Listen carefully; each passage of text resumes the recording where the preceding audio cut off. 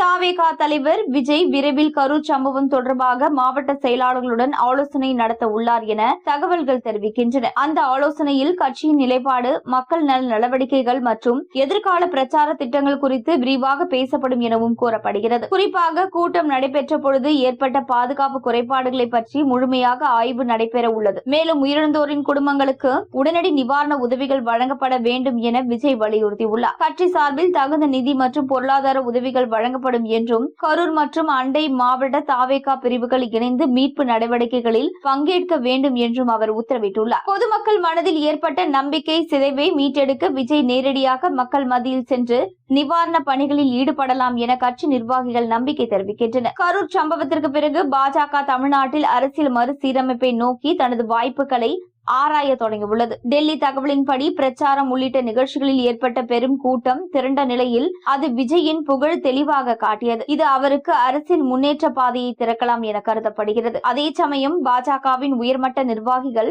தமிழக தேர்தல் முன்னிட்டு தாவேகா தலைமையுடன் கூட்டணி ஏற்படுவதற்கான வாய்ப்புகளை உருவாக்க தீவிரமாக செயல்பட்டு வருகின்றனர். மேலும் ஆதவ் அர்ஜுனாவின் டெல்லி பயணம் மற்றும் ஒரு மூத்த தாவேகா தலைவர் டெல்லியை தொடர்பு கொண்ட நிகழ்வு ஆகியவை தாவேகா பாஜக கூட்டணி உருவாக்கும் வாய்ப்புகள் அதிகரிக்க சாத்தியக்கூறுகள் உருவாகியுள்ளது. இந்த கூட்டணிக்கு விஜய் சென்றால் விரைவில் பிரதமர் மோடி மற்றும் அமித்ஷாவை சந்தித்து பேசவும் வாய்ப்பிருக்கிறது. சட்டசபை தேர்தலுக்கு இன்னும் 6 மாதங்களே உள்ளதால் பாஜக அடுத்த கட்ட தேர்தல் பணிகளில் ஆர்வத்தை திருப்பி இருப்பதாக சில தரப்பினர் தெரிவிக்கின்றனர்.